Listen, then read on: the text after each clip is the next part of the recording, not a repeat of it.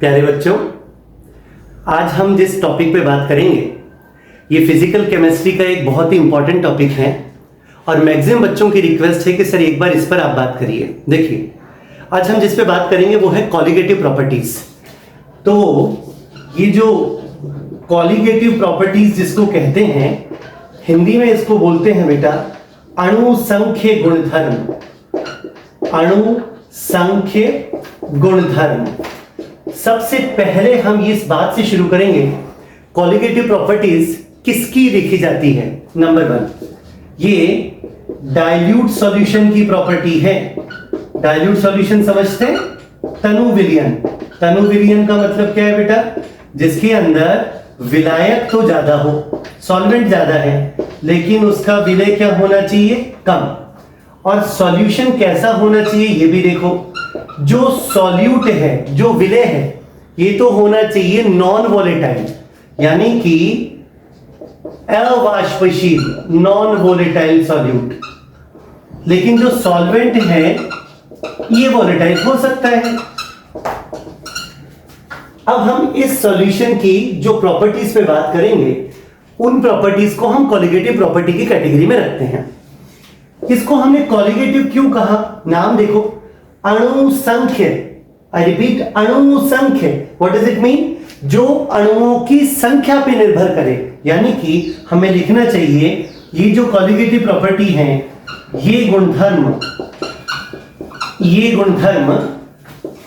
विलय के कणों की संख्या पर निर्भर करते हैं। विलय के कणों की संख्या पर निर्भर करते हैं, यानी नंबर ऑफ पार्टिकल पर डिपेंड करेगा, नेचर पर नहीं, प्रकृति पर नहीं। ठीक बात है क्या? अब जो हम बात कर रहे हैं कि कॉलिगेटिव प्रॉपर्टीज कितने टाइप की होती है, तो हम लिखेंगे कि ये 4 टाइप की कॉलिगेटिव प्रॉपर्टीज हैं, 4 टाइप्स। एक बार देख लेते हैं कि कॉलिगेटिव प्रॉपर्टीज, देखिए जरा।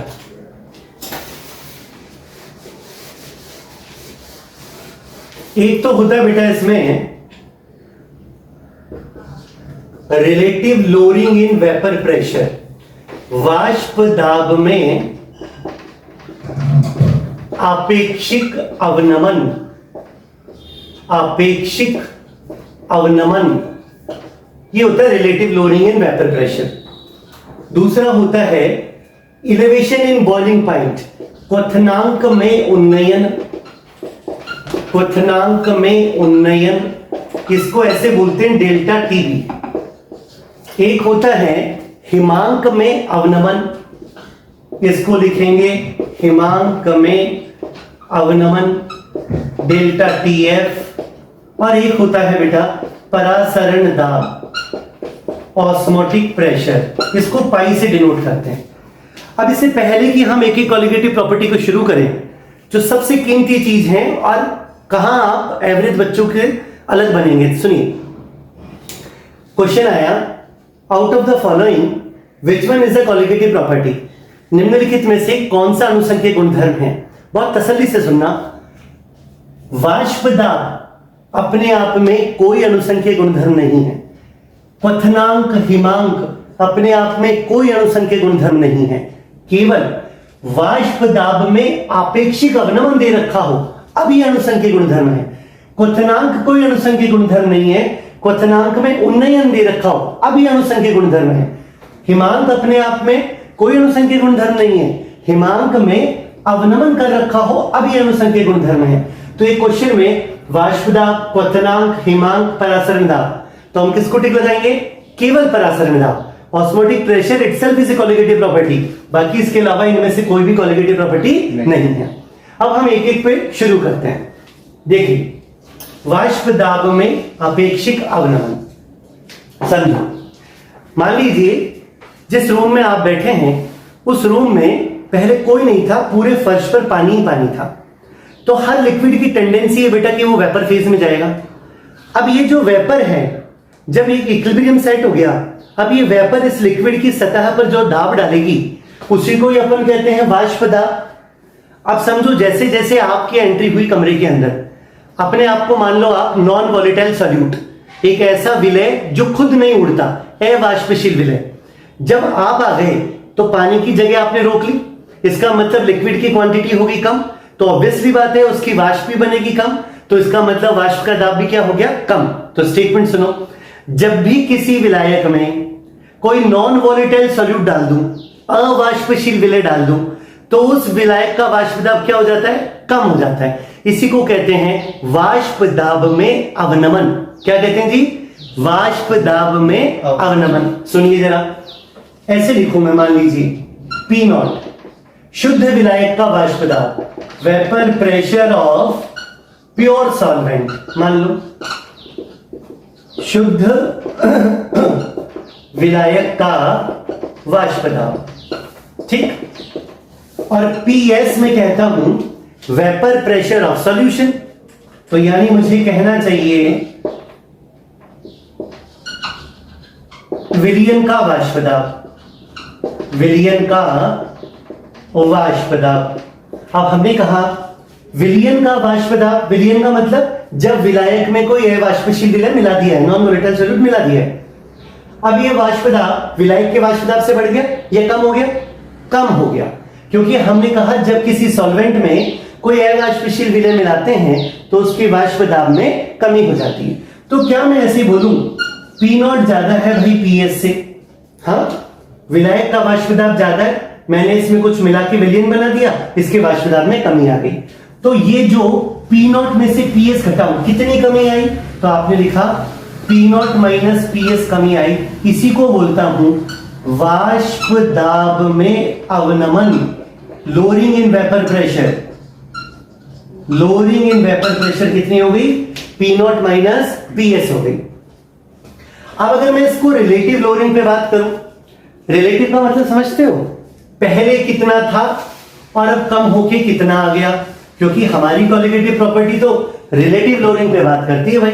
तो हमने कहा वाष्प दाब में आपेक्षिक अवनमन, relative lowering in vapour pressure कैसे निकालेंगे, ये तो कमी आई थी, लोअरिंग तो इतनी आ गई, और पहले कितनी थी बेटा पी नॉट, ये होगा वाष्प दाब में आपेक्षिक अवनमन। याद रह जाएगा, पहले हमने देखा, देखो प्योर सॉल्वेंट का वेपर प्रेशर पी नॉट, कुछ मिला दिया इसमें मैंने नॉन वोलेटाइल सॉल्यूट, अब वेपर प्रेशर हो गया पीएस। तो विलायक का वाष्प दाब ज्यादा था, विलयन का वाष्प दाब कम हो गया, इन दोनों का डिफरेंस कर दिया। आपने पूछा सर कितने की कमी आई, मैंने कहा भाई पहले पी नॉट था, अब पीएस है, घटा के देख लो, तो आपने कमी निकाल दी पी नॉट माइनस पीएस। अब हमको पढ़ना है वाष्प दाब में आपेक्षिक। आपेक्षिक का मतलब होता है जब हम किसी के रेफरेंस में बात करते हैं, जैसे फॉर एग्जांपल आपने मुझसे पूछा सर आपकी हाइट बताइए, मैंने कहा अमिताभ बच्चन से इतना छोटा, फिर आपने कहा सर बताओ ना, तब मैंने कहा भाई आमिर खान से इतना बड़ा। व्हाट डज इट मीन, मैंने अपना आंसर आपको स्ट्रेट फॉरवर्ड दिया, किसी से रिलेट करके दिया, this is called relative. Relative lowering का मतलब पहले इतना था अब कमी होके इतना हो गया, तो रिलेटिव का मतलब है पहले मतलब जो कमी आई डिवाइड बाय पहले कितना था। एक साइंटिस्ट हुए राउल्ट, सॉल्यूशन पर लिक्विड, लिक्विड सॉल्यूशन पर, इन्हीं का काम है। राउल्ट ने ये कहा कि मैंने भाई प्रैक्टिकल एक्सपेरिमेंट करके देखा है, किसी सॉल्वेंट में हम जितना सॉल्यूट डालेंगे, सॉल्यूट की मात्रा याद करो, अणु संख्या गुणधर्म अणुओं की संख्या पे निर्भर करता है, कॉलिगेटिव प्रॉपर्टी किस पे डिपेंड करती है, उसकी पार्टिकल्स के नंबर पे। तो राउल्ट ने कहा जितना ज्यादा इसमें आप सॉल्यूट डालते जाओगे वाष्प दाब में अवनमन उतना ही होता चला जाएगा, यानी कि relative lowering in vapour pressure होती चली जाएगी। तो राउल्ट ने अपने एक्सपेरिमेंट करके देखा और वो कहता है relative lowering in vapour pressure जो है ये होगी उस सॉल्यूट के मोल फ्रैक्शन के बराबर, यानी उस विलय की मोल भिन्न के बराबर। इसका मतलब सांद्रता पद है एक मोल भिन्न, जितना विलय डालूंगा उतना ही वाष्प दाब में कमी होती चली जाएगी। तो क्यों ना मैं इसको ऐसे लिखूं, P not minus P S upon P nought is equals to, मोल भिन्न कैसे निकालते हैं बेटा, मेरे मोल डिवाइड बाय हम सब के मोल, यानी हम इस तरह से लिखें ये है विलय के मोल डिवाइड बाय विलय प्लस विलायक के मोल, इसको अपन कैपिटल एन से शो कर देते हैं। मेरे मोल डिवाइड बाय हम सब के मोल, तो विलयन में देखो विलय के मोल डिवाइड बाय विलय प्लस विलायक दोनों के मोल। अब क्योंकि हम डाइल्यूट सॉल्यूशन पे बात कर रहे थे तनु विलयन पे, तो डाइल्यूट सॉल्यूशन के लिए क्या होता है बेटा कि जो विलायक होता है ये बहुत ज्यादा होता है विलय से। तो क्या हम ऐसे बोलते हैं इसको कि हम इस n के कंपैरिजन में इस स्मॉल n को नेग्लेक्ट कर सकते हैं, यानी कि हम इसको इस तरह से लिख दें कि साहब P not minus P S upon P not N upon N. बोलो, इसका मतलब विलय के मोल डिवाइड बाय विलायक के मोल। क्यों हमने इसको इग्नोर क्यों कर दिया? क्योंकि विलायक बहुत ज्यादा है, विलय बहुत कम है, तो इतने से विलय के मिलने या ना मिलने से इसकी सेहत पे कोई फर्क नहीं पड़ता। तो P not minus P S upon P not हो गया विलय के मोल डिवाइड बाय विलायक के मोल। यहां तक क्लियर है क्या? अब देखो मैं इसको खोल के लिखता हूं। देखिए आप, हमने बनाया P not minus P S upon P not N upon N. ये किसका था? विलय। ये किसका था? सॉल्वेंट। अब हम मोल को कैसे लिखते हैं?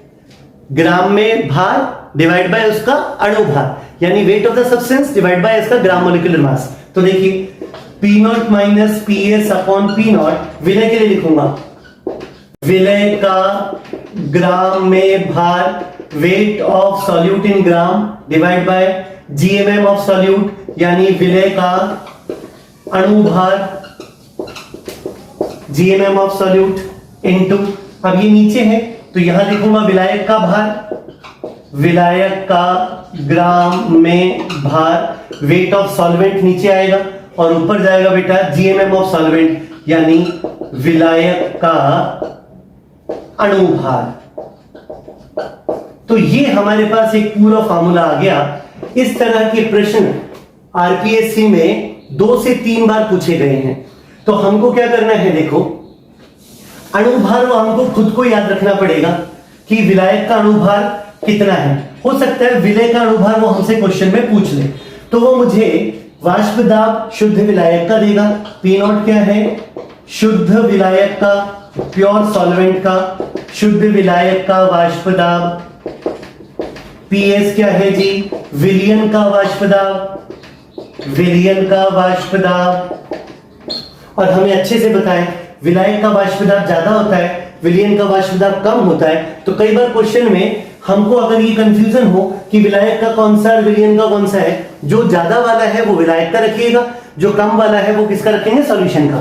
तो ये दोनों चीजें मुझे मिल गई। यहां पर वो मुझे विलय का ग्राम में भार दे देगा, विलायक का अणुभार, जैसे मान लो विलायक के रूप में मैंने बेंजीन लिया, तो बेंजीन का मतलब अणुभार खुद से निकाल सकता हूं C6H6 से, और इधर विलायक का ग्राम में भार दे दिया तो मुझसे अणुभार पूछ लेगा। या हो सकता है अगर अणुभार दे रखा हो तो इनमें से कुछ पूछ ले, यानी एक चीज को वो मुझसे पूछ सकता है। And this is the final formula of, जिसको हम कहते हैं रिलेटिव लोडिंग इन वेपर प्रेशर। आप इसे किसी का भी क्वेश्चन सॉल्व कर सकते हैं। मेरा सजेशन एडवाइस याद रखिएगा, इस तरह के प्रश्नों को हल करने के लिए एनसीईआरटी उठाइए class 12 part 1 chapter number 2 solution, उसके अंदर इसके एग्जाम्पल भी दे रखें, और फिर आप जब एक्सरसाइज के क्वेश्चन करेंगे तो आपकी प्रैक्टिस भी हो जाएगी। अगले टाइम पर नए टॉपिक नए वीडियो के साथ फिर से मुलाकात करते हैं। राधे गोविंद की जय हो।